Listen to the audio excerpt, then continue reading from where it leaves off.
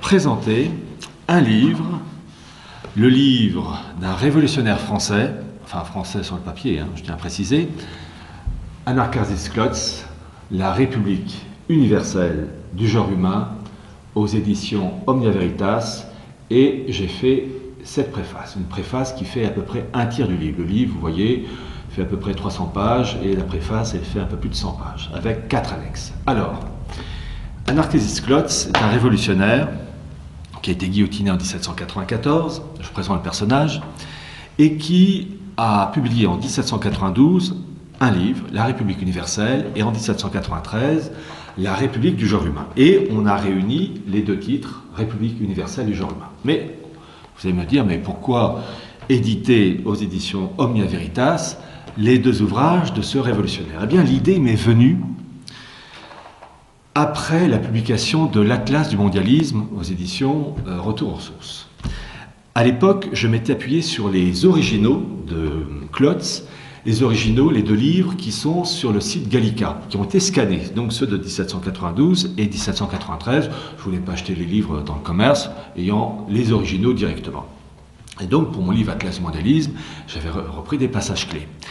Et après la sortie de l'Atlas du mondialisme, j'ai appris par l'intermédiaire de deux personnes qui ne se connaissent pas, qu'en fait, les livres éditant Klotz ont été tronqués.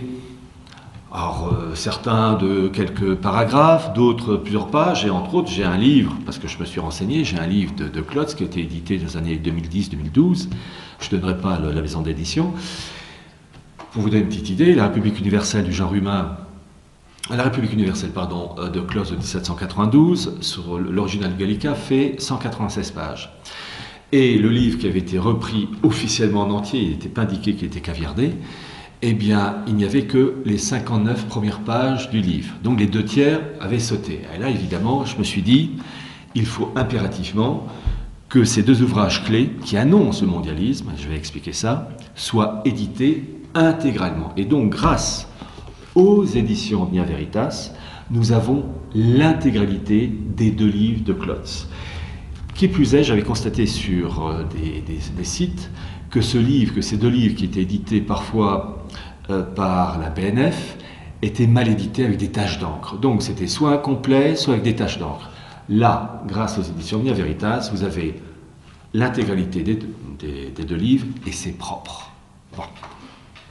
Alors, pourquoi ai-je voulu que ça soit réédité? Outre les éléments que je viens de vous citer, j'ai voulu le faire parce que lorsque je m'en étais servi pour mon livre Atlas du mondialisme, et je m'en suis à nouveau servi aussi pour mon autre livre Archives du mondialisme aux éditions Nouvelle Terre, je m'en suis rendu compte que Klotz, lui ses camarades, mais Klotz par l'intermédiaire de ses livres, annonçait la gouvernance mondiale. En fait, la révolution de 1789 est une rupture avec le baptême de Clovis. Et Klotz explique très bien que 1789, c'est la rupture avec un monde, un autre monde, c'est la fin d'une métaphysique héritée du baptême de Clovis grâce entre autres à l'évêque Saint-Rémy et à l'épouse de Clovis, Sainte Clotilde, et l'émergence d'une nouvelle métaphysique, entre autres le 17 juin 1789, quand le tiers-État se déclare assemblée constituante. Et il dit bien, dans ces deux ouvrages, qu'il faut mettre en place une gouvernance mondiale.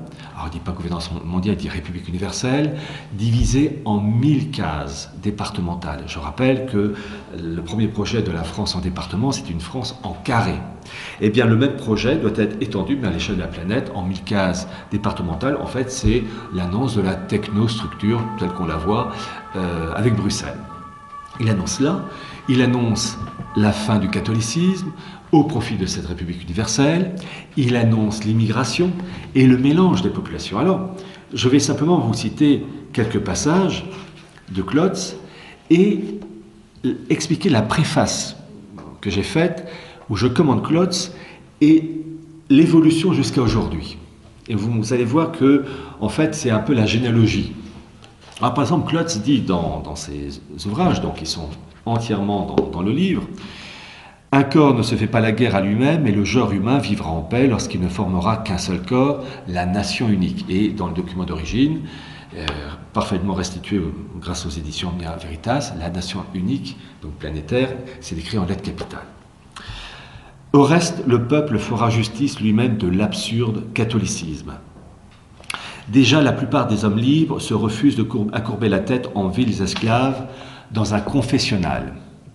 Tant que la plupart des Français assisteront aux sorcelleries de la messe, tant qu'ils croiront que 3 font 1, ça c'est évidemment la guerre contre la Sainte Trinité, et que la partie est plus grande que le tout, et qu'un corps existe en plusieurs lieux à la fois, et qu'un homme efface les péchés d'un homme, il sera difficile de les guérir de la duperie du fantôme royal. Bon.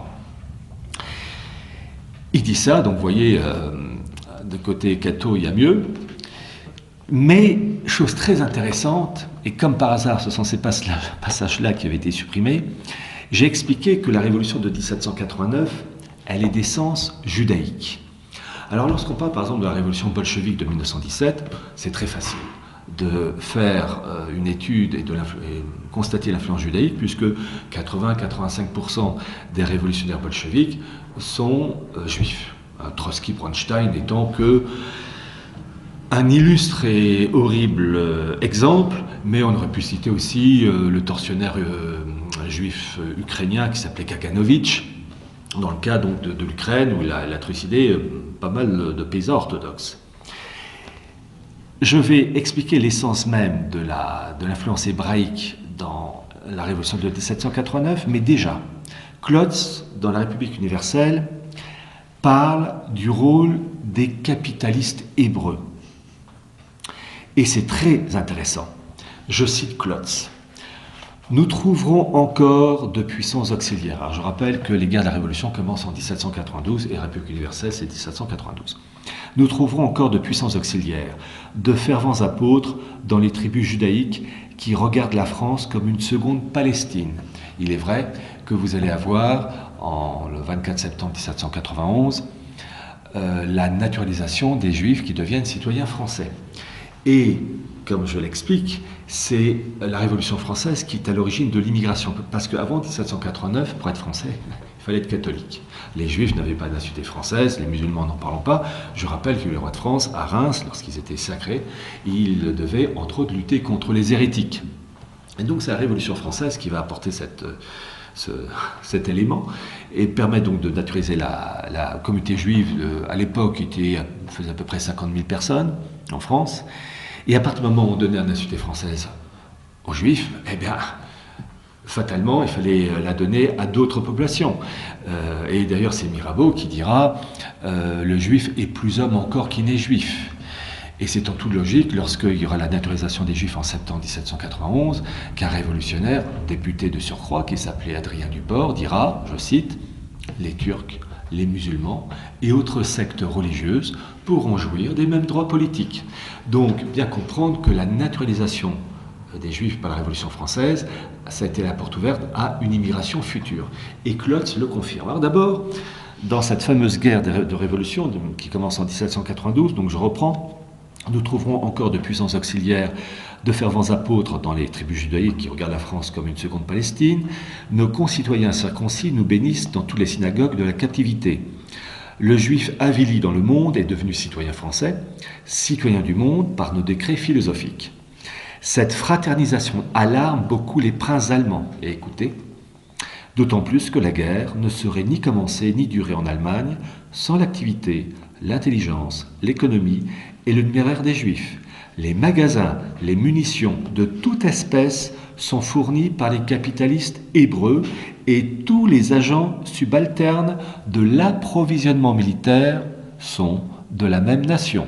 Il ne faudra que s'entendre avec nos frères les rabbins pour produire des effets étonnants, miraculeux. Donc, on a quand même une légère remarque sur le rôle délicat de ces gens.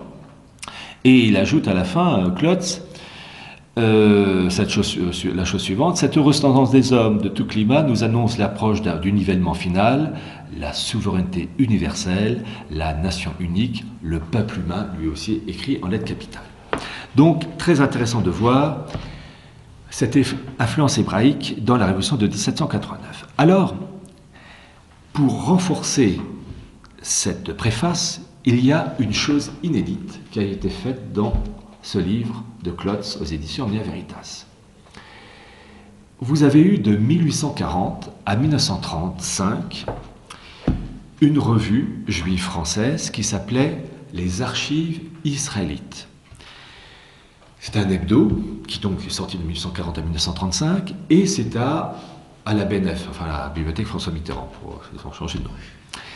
Et tous ces documents sont sur microfilm. Et j'ai donc passé des heures et des heures à chercher des documents venant de la part de ces érudits juifs français pour connaître leur avis sur la Révolution de 1789. Et j'ai sélectionné 15 numéros d'archives israélites, et il va de soi qu'à chaque fois j'ai donné les références, par exemple Archives israélites du 23 mai 1889, page 133 à 165, et les passages clés. Alors déjà, chose très intéressante et révélatrice, les archives israélites parlent avec chaleur de Voltaire, avec une remarque très intéressante. Alors d'abord, le numéro, c'est Archives israélites du 1er juin 1878. En fait, c'est pour fêter le centenaire de sa mort, pages 323 et 324. Et ces érudits de cette revue vont dire une chose très profonde. Écoutez, la phrase est courte. Si Voltaire nous a été funeste, le voltairianisme nous a été éminemment utile. Si Voltaire nous a été funeste, le voltairianisme nous a été éminemment utile. Alors, pour expliquer ça, je vais prendre mon livre Archives du mondialisme aux éditions Nouvelle Terre et je vais vous faire une citation de Voltaire, car il faut savoir que Voltaire était antisémite. Et je vais vous citer 2 passages antisémites de Voltaire, et vous allez comprendre ensuite la remarque de ces érudits quand ils disent qu'il a été funeste, l'homme, mais que le voltairianisme nous a été éminemment utile. Alors d'abord, les propos antisémites de Voltaire, donc dans l'Archive du mondialisme. Je cite Voltaire. « Enfin, vous ne trouverez en eux qu'un peuple ignorant et barbare. » Donc il parle des Juifs, pas des Belges. Qui joint depuis longtemps la plus sordide avarice, à la plus détestable superstition, à la plus invincible haine pour tous les peuples qui les tolèrent et qui les enrichissent. Il ne faut pourtant pas les brûler. Référence, Dictionnaire philosophique, volume 3, page 462 à 463. Et autre gracieuseté antisémite de Voltaire, « Ma tendresse pour vous n'a plus qu'un mot à vous dire.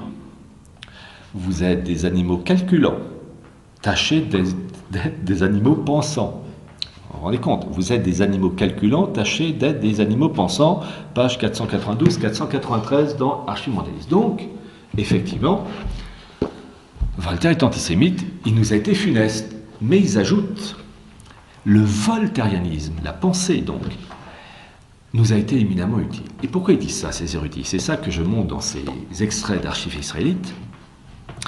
C'est que la France de l'Ancien Régime, de Clovis jusqu'à Louis XVI, c'est-à-dire 1300 ans, reposait sur le catholicisme où le roi de France était le lieutenant du Christ. Christ étant le roi de France et l'homme, le roi, n'étant que son bras droit, chargé de tenir le royaume de France en commande, c'est-à-dire un bien consacré à Dieu.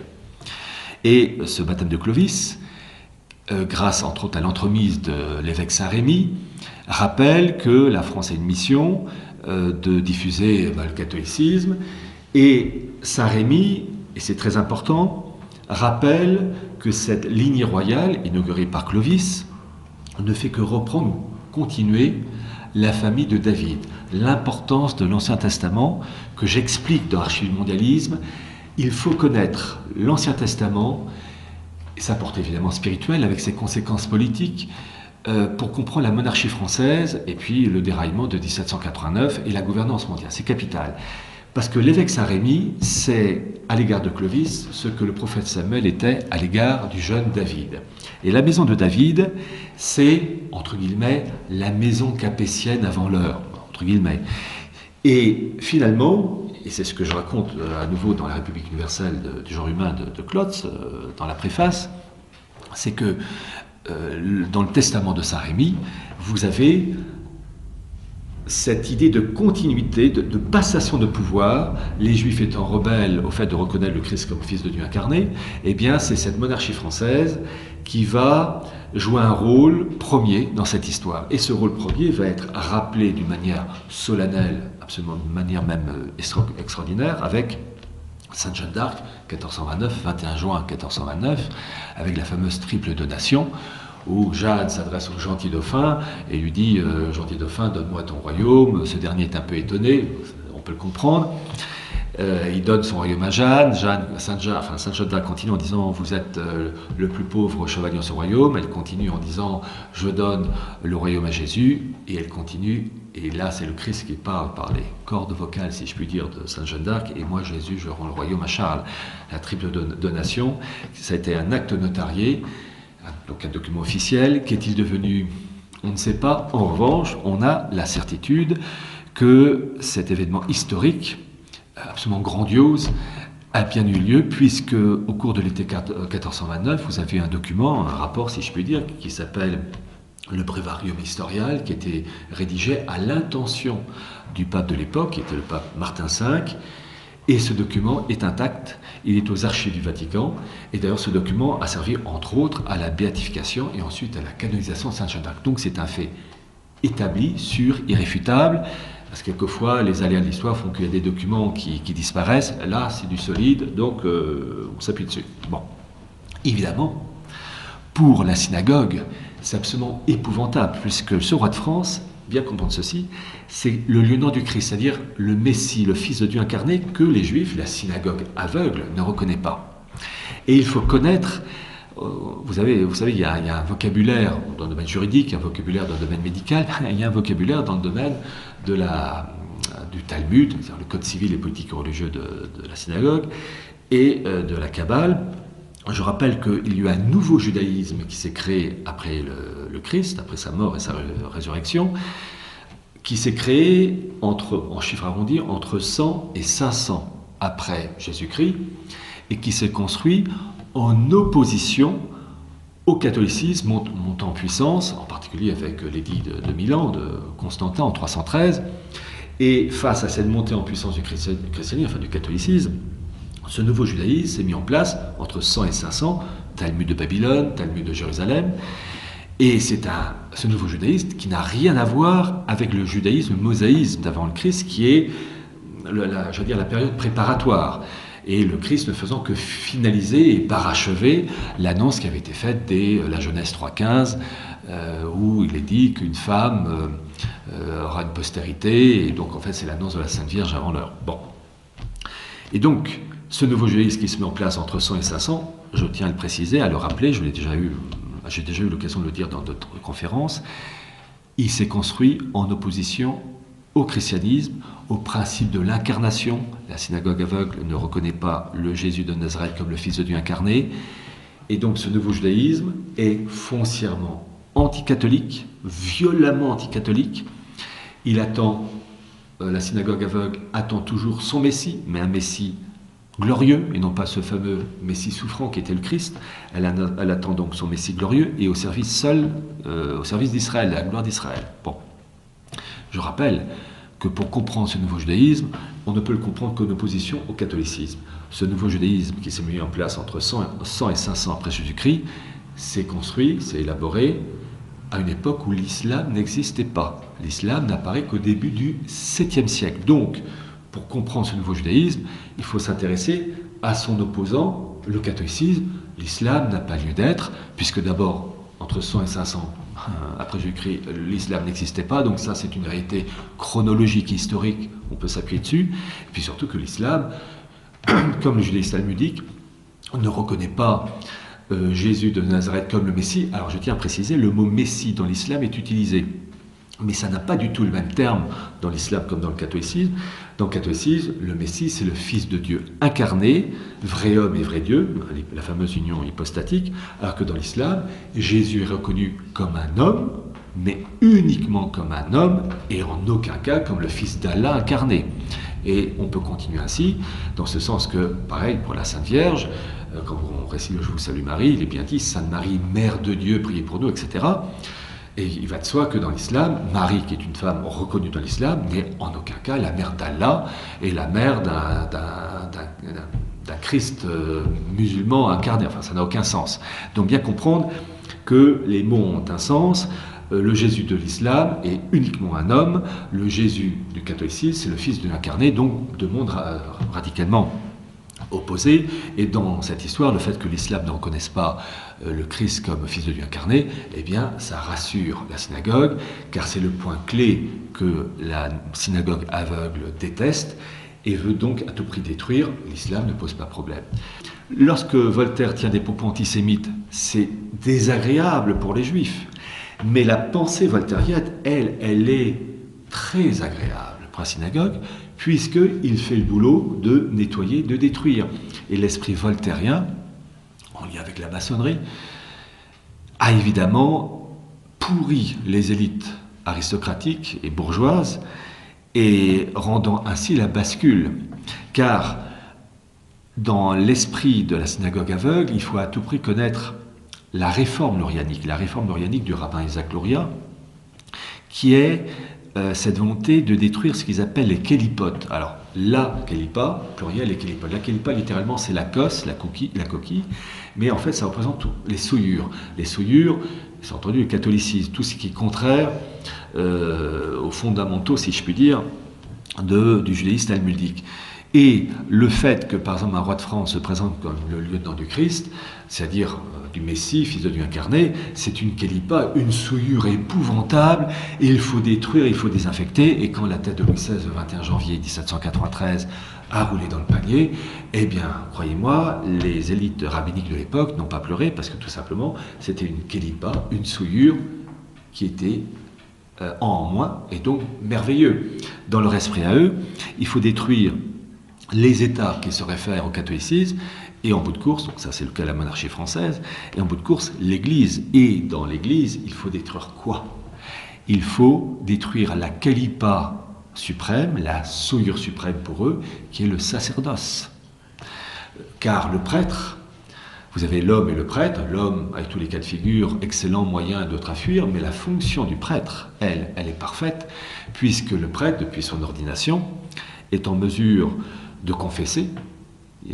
L'ange ne peut pas confesser, pardonner les péchés, il n'y a que Dieu qui peut le faire, mais le prêtre est l'outil, le transparent du Christ, si on veut utiliser cette expression. Et ensuite, le prêtre rappelle, lors du sacrifice de la messe, non sanglant de la messe, rappelle le Golgotha, le sacrifice du Christ sur la croix, sanglant lui.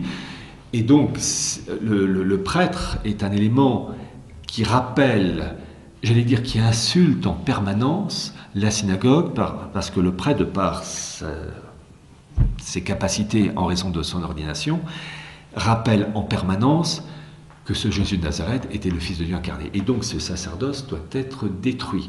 Et d'ailleurs, à un moment donné, Klotz, dans ses écrits, dit que la République universelle remplacera le catholicisme.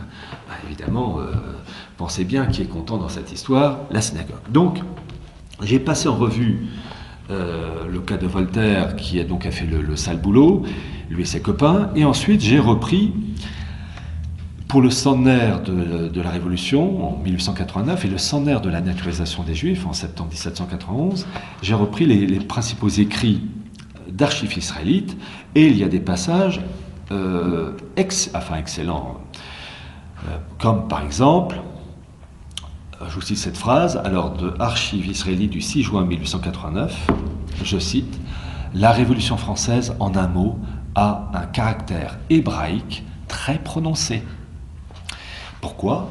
Parce que, tout simplement, on efface la marque de l'incarnation, en particulier avec la disparition du roi de France, puisque le tiers-État, le 17 juin 1789, se déclare Assemblée constituante, c'est la rupture du baptême de Clovis, donc il n'y a plus, le roi de France était l'intermédiaire entre ses sujets et son maître, son supérieur, le Christ, roi de France, comme le prêtre est l'intermédiaire entre Dieu, le Dieu trinitaire, et puis ses fidèles.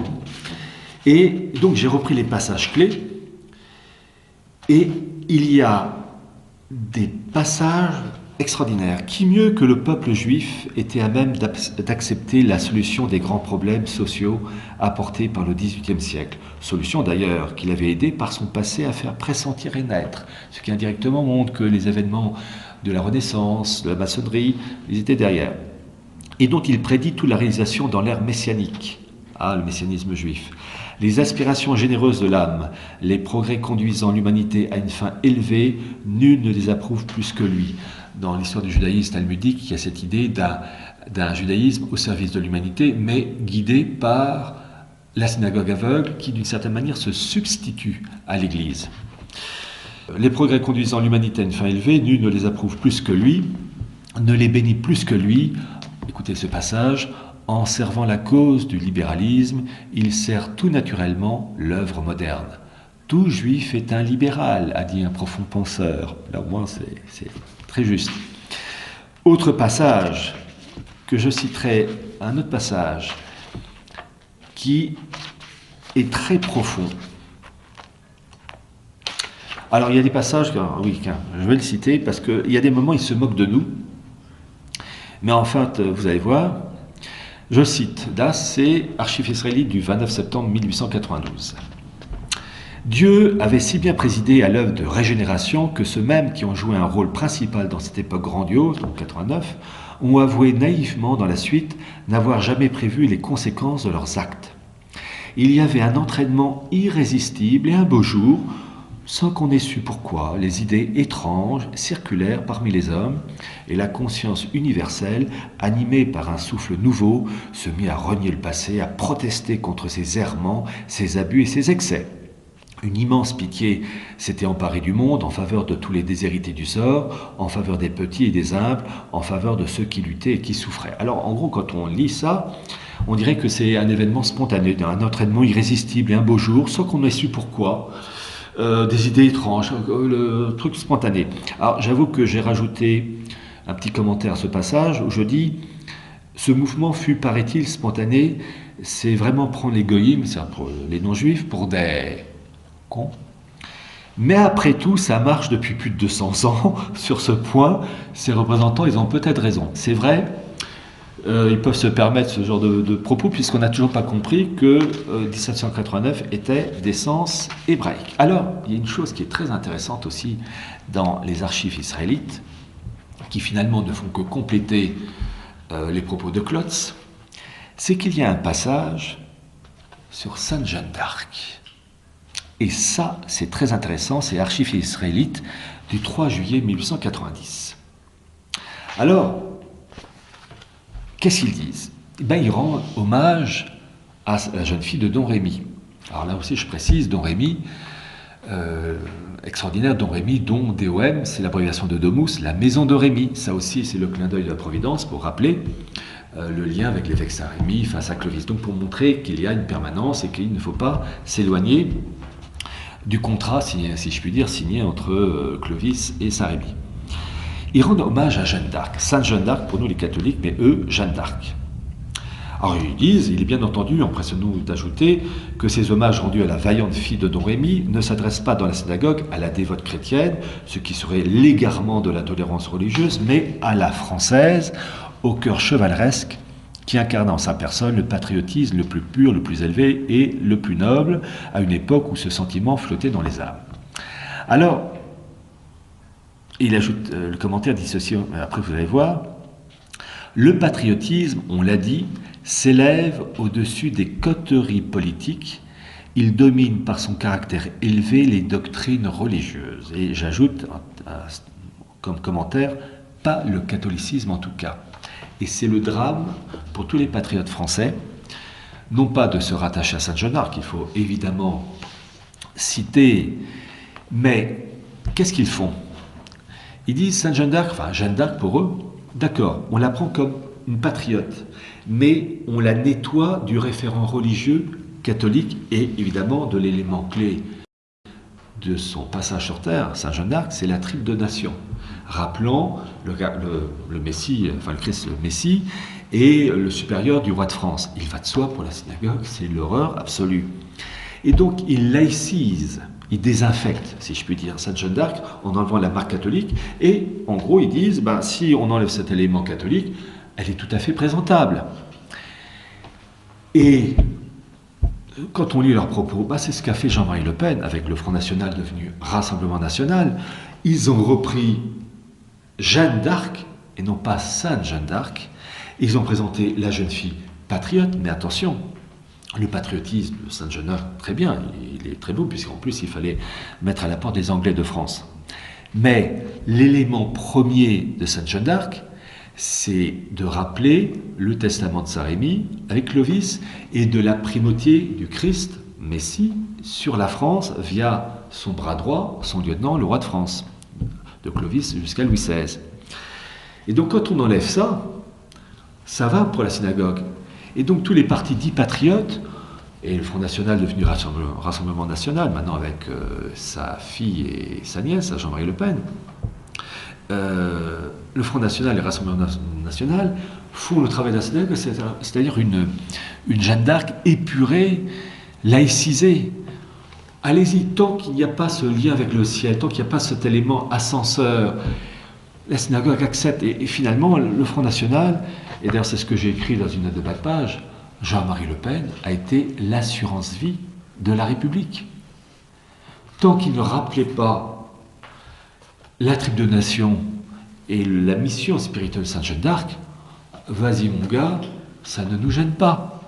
Car l'élément clé qu'on ne veut surtout pas, pour la synagogue aveugle, rappeler, c'est de rappeler que le Christ est le Fils de Dieu incarné et que la monarchie française avait l'audace, depuis le baptême de Clovis, de rappeler cette filiation avec un roi de France, lieutenant du Christ. Et donc Sainte Jeanne d'Arc, tant qu'elle est évoquée sans ce référent religieux et ce rappel avec la triple nation, eh bien, pour la synagogue, ça nous convient.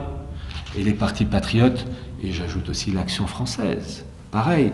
Et tous les mouvements patriotes, que ce soit des années 1900, 1920, 1930 jusqu'à aujourd'hui, sont tombés à pieds joints,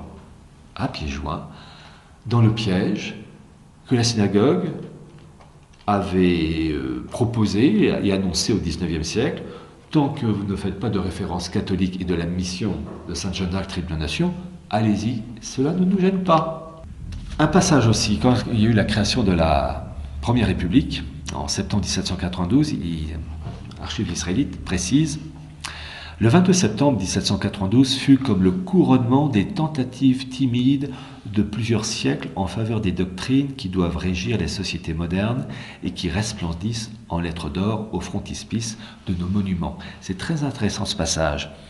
Fut comme le couronnement des tentatives timides de plusieurs siècles en faveur des doctrines qui doivent régir la société. En gros, ils disent de tous les événements d'avant 1789 qu'on voit dans la maçonnerie, qu'on voit dans la Renaissance, etc., ben directement, ça vient de cette influence où il y a eu comme des coups de boutoir, et puis à un moment donné, la porte a cédé, ben elle a cédé en 1789. Donc ils annoncent, vraiment ce ne sont que des extraits, mais extrêmement révélateurs, et en particulier pour bien comprendre l'opposition entre la synagogue et l'Église avec ses conséquences politiques. Je vais citer Gershom Scholem, qui est un juif allemand de nationalité israélienne, qui dans son livre « Le messianisme juif » a parfaitement distingué ces deux mondes inconciliables. Je le cite. « Il faut toujours garder à l'esprit qu'entre le judaïsme et le christianisme, il y a une divergence fondamentale touchant le messianisme, qui vient de ce qu'ils ont une notion différente de la rédemption. Ce que le christianisme regarde comme le fondement glorieux de sa confession de foi et comme la donnée essentielle de l'Évangile est rejeté avec détermination et combattu par le judaïsme. Deux mondes inconciliables. » Et donc les propos de Klotz, son anticatholicisme, contre la monarchie française, pour l'immigration, et d'ailleurs il va falloir que je cite certains passages. Alors ces passages sont dans le livre de Klotz, mais je vais les citer dans le livre Archives mondialisme, où c'est très intéressant. Vous avez l'annonce de l'immigration. Pourquoi? Parce que le fait de faire venir des populations non chrétiennes, qui par définition, qu'elles soient bouddhistes, musulmanes ou hindouistes, ne reconnaissent pas le Christ comme Fils de Dieu incarné, eh bien ce n'est pas ces gens-là qui ont aidé au retour de la France avant 1789. Alors, écoutez ce passage de Klotz où il dit ceci. L'étranger, expression barbare dont nous commençons à rougir, nous voyons à Paris, à Londres, à Madrid, à Amsterdam, plaider sa cause d'un Persan, d'un Indien, d'un Chinois, d'un Péruvien, d'un Turc, d'un Cafre, d'un Arménien. On discute en Europe les intérêts d'un habitant des antipodes et l'on doutera si une assemblée représentative des deux hémisphères peut exister pour le bonheur permanent de l'humanité. Je ne connais de barrière naturelle qu'entre la terre et le firmament. Je demande la suppression du nom français, à l'instar de ceux de Bourguignon, de Normand, de Gascon.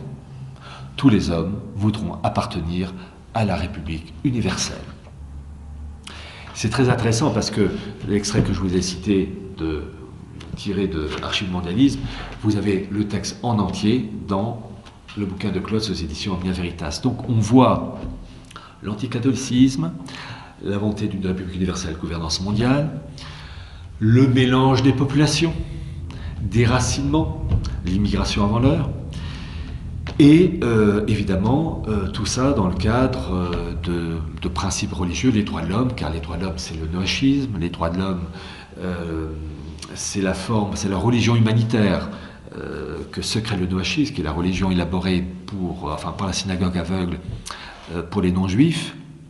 Et ce que j'ai fait dans cette préface, après avoir évoqué donc les principes clés de Klotz, commenté par Archives israélites, j'ai continué jusqu'à aujourd'hui. Car la finalité, comme dit Klotz, c'est une république universelle. Mais une république universelle, ça passe par, entre autres, une monnaie. Or, vous avez eu, au mois d'août 2019, la réunion annuelle aux États-Unis, dans l'État de Wyoming, des principaux patrons des grandes banques, la Fed, la BCE, la Banque d'Angleterre, etc., la Banque du Japon. Et, chose très intéressante, vous avez le patron de la Banque d'Angleterre, qui s'appelle, il a le nom des Beatles, il s'appelle McCartney, mais ce n'est pas le même, qui a appelé à la mise en place d'une monnaie mondiale, évinçant le dollar au profit d'une monnaie mondiale, donc planétaire, dématérialisée. Alors déjà, la chose avait été annoncée, et là je cite Archives mondialisme, dans la revue The Economist de 1988, où, alors, donc, je rappelle que la revue The Economist, c'est la revue porte-parole de la City de Londres, et donc c'est Archives mondialisme aux éditions Nouvelle Terre, et vous avez la couverture de The Economist de janvier 1988, soyez prêts donc pour la monnaie mondiale, et vous avez des billets de yens, dollars et marks qui brûlent, et des flammes et des cendres naissent, un oiseau, la monnaie mondiale, le phénix, alors peu importe son nom, et il est dit, alors je vais vous montrer, il y a à gauche la présentation, étape des matières, et ensuite le texte en anglais, l'original, et ensuite la traduction intégrale du document anglais. Alors ils appellent donc à la mise en place d'une monnaie mondiale, non pas en 2018, mais à l'horizon 2018, parce qu'il y a toujours des marges de manœuvre, 2019, 2020, et même si c'est 2022, je ne leur voudrais pas, mais il y a toujours des marges de manœuvre. Donc en gros, on est dans la période. Et donc, très intéressant de voir le patron de la Banque d'Angleterre, McCartney, appeler à la mise en place d'une monnaie mondiale, en fait dans la continuité des écrits de Klotz, et simplement les choses s'accélèrent. Et vous allez voir ce qu'il dit. Je cite McCartney, son discours, alors discours qui est sur le site de la Banque d'Angleterre, donc on ne peut pas faire plus conspirationniste. Je le cite. Pour que le renminbi, donc la monnaie chinoise, le yuan, devienne une monnaie véritablement mondiale, il en faut beaucoup plus.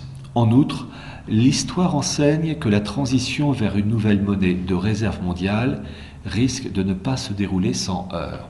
Ça, c'est l'anglais qui parle avec sa tasse de thé, cup of tea. Et en gros, quand il dit risque de ne pas se dérouler sans heurts, entendu, ça va se faire dans la souffrance, cri douleur, enfin, ça va être joli, quoi. L'augmentation du renminbi pourrait, avec le temps, fournir une seconde meilleure solution au problème actuel du FMI, mais la première meilleure solution consisterait à mettre en place un système multipolaire. l'avantage principal d'un système multifonctionnel, multipolaire et la diversification. Alors, donc, il prône un système multipolaire. Or, la revue des économistes, un autre numéro, de septembre 1990, a présenté un prototype de gouvernance multipolaire. Alors, c'est sorti en 1990, en sachant qu'évidemment, c'est un prototype qui peut être modifié.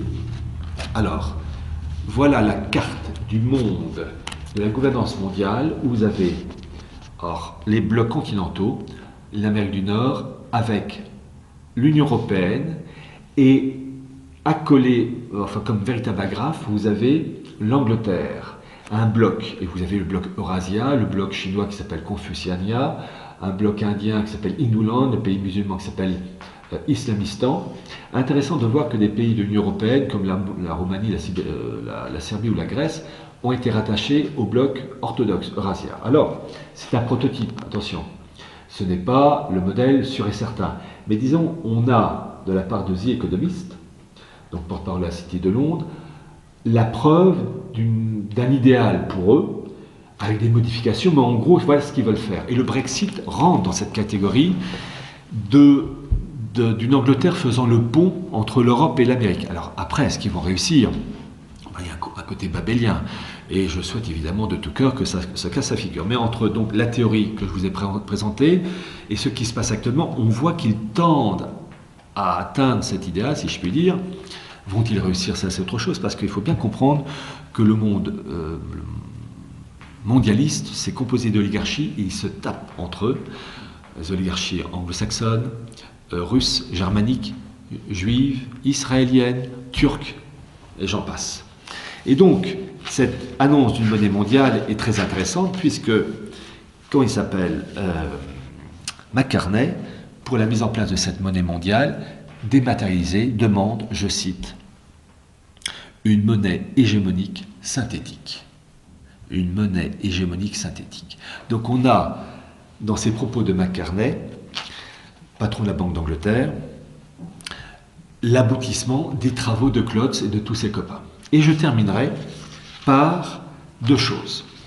La première, c'est que dans cette préface, je cite les travaux d'un maçon italien qui s'appelle Giulio Magaldi, qui est le patron du Grand Orient démocratique et qui en 2014 a sorti un livre, les Ur Lodge.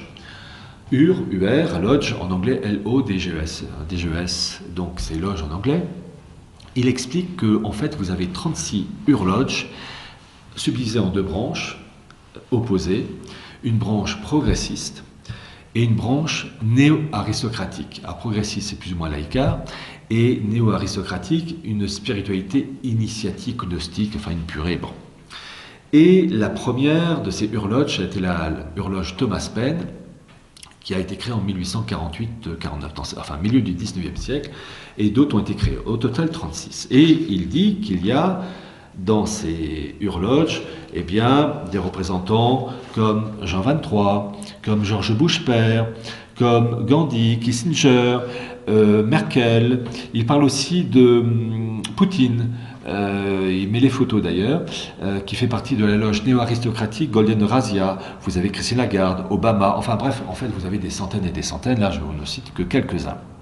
Alors, je tiens à préciser une chose, ce livre qui a été fait par ce maçon italien, il n'est pas interdit qu'il y ait de la part de cet homme des mensonges, des exagérations, des zones troubles, mais le principe qu'il évoque de ces loges, super loges, qui sont supérieures au Grand Orient de France, aux loges classiques, supérieures même à tout ce qui est Bilderberg et trilatéral, c'est ce qu'il explique, c'est la crème de la crème, hein.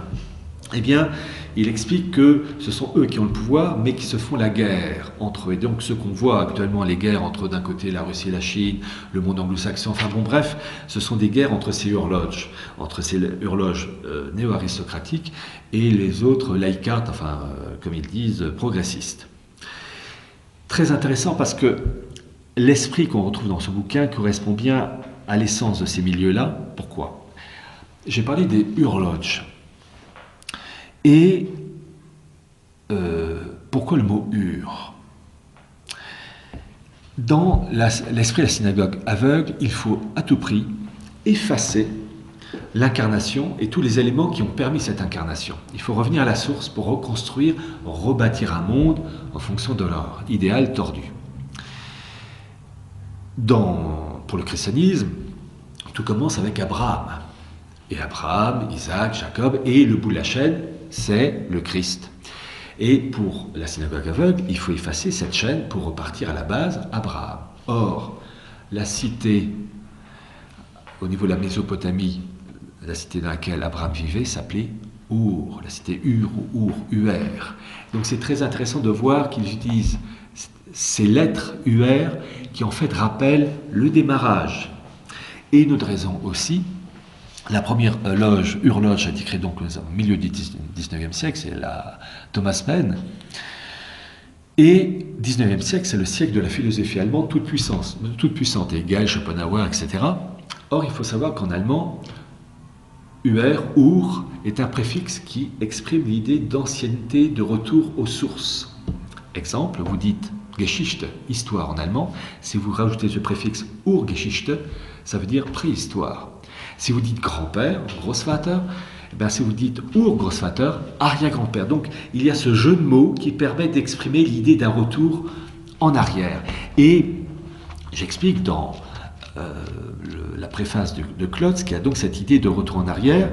Et en particulier, je cite les propos de Gershom Scholem, qui dit lui-même qu'il faut, d'une certaine manière, revenir. Il dit à un moment donné, le courant restaurateur, il parle des différents courants juifs, mais il dit, entre autres, le courant restaurateur visait au retour et la résurrection d'une situation qui était révolue, mais qui était toujours ressentie comme définissant l'idéal. Donc revenir à la source pour reconstruire un monde nouveau. Et là, je vais vous faire une petite surprise.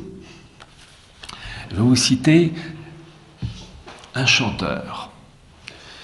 Dans cette idée de retour aux sources, dans cette idée de destruction du monde issu de l'incarnation, ça touche évidemment le côté spirituel, ça c'est Vatican II. Dans le domaine politique, ça c'est 1789, mais ça touche aussi les arts, la peinture, la littérature et les chansons, cette idée de destruction d'un monde. Et je vais vous citer un chanteur, Michel Berger, de son vrai nom Hamburger, 1947-1992, sa fameuse, il avait du talent le bonhomme, on ne peut pas le lui enlever, sa fameuse chanson Le Paradis Blanc. Regardez le clip du Paradis Blanc chanté donc par Michel Berger, où on voit un rabbin et on voit une sorte d'échelle escalier qui en fait l'échelle de Jacob. Alors je ne vais pas m'amuser à vous chanter la chanson, rassurez-vous, mais écoutez cette idée de retour aux sources. Je cite Michel Berger donc, dans sa chanson Le Paradis Blanc. Qu'on n'arrive plus à distinguer le blanc du noir et l'énergie du désespoir, que le silence pour respirer, recommencer là où le monde a commencé. Je m'en irai dormir dans le paradis blanc, où les nuits sont si longues que l'on oublie le temps, tout seul avec le temps, tout seul avec le vent, comme dans mes rêves d'enfant. Toujours ce côté, la source, l'origine. Je m'en irai mourir dans le paradis blanc, loin des regards de haine et des combats de sang, et jouer avec le vent, comme dans mes rêves d'enfant, comme avant. C'est le clip, hein, voilà. Alors, je termine par un point. J'ai donc la préface, j'ai 4 annexes. La première annexe, c'est le dossier complet d'archives israélites du 24 septembre 1891 qui a fait un dossier complet sur le centenaire de l'émancipation juive. Le dossier complet, alors ça c'est la première page, et toutes les pages, etc. Il y a 8 pages, dossier complet. Donc l'original que j'ai scanné pour vous. J'ai en annexe 2 les 36 tableaux des hurloges progressistes et néo-aristocratiques avec les principaux représentants. Voilà, la liste des membres. Par exemple, vous avez une super loge qui s'appelle Arjuna Phoenix, l'autre Babel Tower, l'autre Benjamin Franklin. Enfin bref, les principaux représentants, ça fait plusieurs pages. Et je vais terminer par ce dernier point. Il faut bien comprendre que le fond de l'histoire, depuis 2000 ans, c'est une guerre à mort entre la synagogue aveugle, ne reconnaissant pas le Christ comme fils de Dieu incarné, et l'Église. Et une guerre aussi de la synagogue aveugle à l'égard des États s'inspirant de la doctrine catholique. Mais évidemment, la France, avec la monarchie française, Clovis, il fallait qu'elle passe à la trappe. C'était une kélipa qu'il fallait détruire. Et ensuite, Vatican II, c'est 1789 d'église, il faut détruire l'église et en faire une simple annexe, noachisée, une annexe de la synagogue. Donc l'idéal de la synagogue aveugle, c'est de retrouver les pleins pouvoirs, si je puis dire, aux dépens de l'église. Il y a eu un événement horrible, mais en même temps révélateur. Bergoglio, qu'on appelle le pape, mais c'est pas un pape, parce que quand on voit ce qu'il fait, a inauguré le 29 septembre 2019, place Saint-Pierre, un monument consacré aux migrants. Et c'est sur une longue barque, une colonne de migrants. Et cette longue barque, qu'est-ce qu'elle représente? C'est l'Arche de Noé. L'Arche de Noé préfigure l'Église.